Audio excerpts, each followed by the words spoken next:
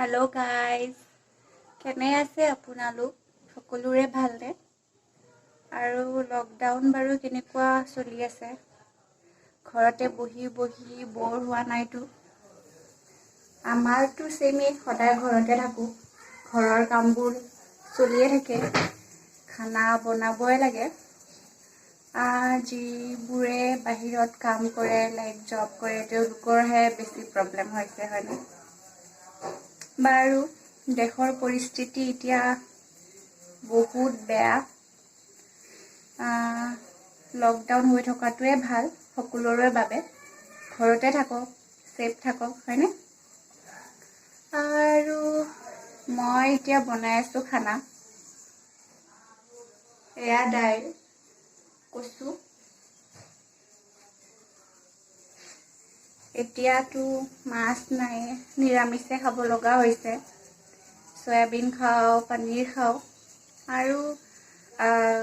এই যে ঘৰত বেচিবলৈ আহে সবজি তেওঁলোকৰ পৰা কিছুমান সবজি ৰাখিছো আৰু কচু ওচৰত আছিল এইবোৰ তুলি আনি কিনে আজি কচু বনাম দেখুৱাই আছো মই কি সবজি ৰাখিছো ঠিক আছে এয়া স্কচ ৰাখিছো মিঠা লাও বান্ধকবি অমিতা আদা ওলকবি এইবোৰে আৰু তাৰ পিছত এয়া কি কয় স্কচ আৰু টমেটো কচু বাৰু আপোনালোকে কেনেকৈ খায় আজি বনাই আছো কচু মই কেনেকৈ বনাও জানেনে চাই থাকিব কচুবোৰ আগতে মই কুকাৰত দি কিনে সিজাই লৈছো আৰু তাৰ পিছত এতিয়া চাই থাককচোন কেনেকৈ বনাও ঠিক আছে এয়া সৰিয়হ তেল তাৰ পিছত শুকান জলকীয়া দিম তাৰ পাছত এয়া পাঁচফোৰণ মানে পুৰা নিৰামিষ তাৰ পিছত দি দিম ইয়াতে চপ কৰা এয়া আদা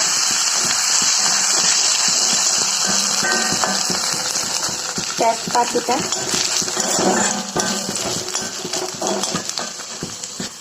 তাৰ পিছত এয়া সিজাই লোৱা কচুবোৰ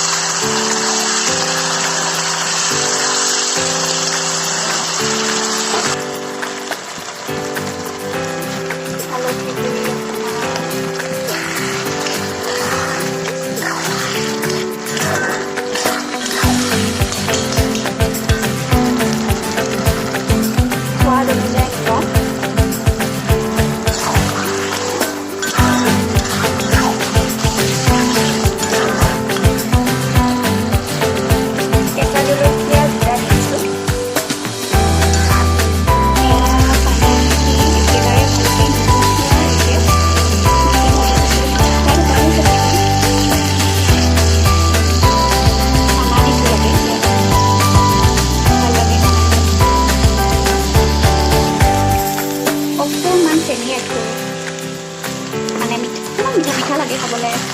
ইমান জ্বলা খুব টেষ্টি হয়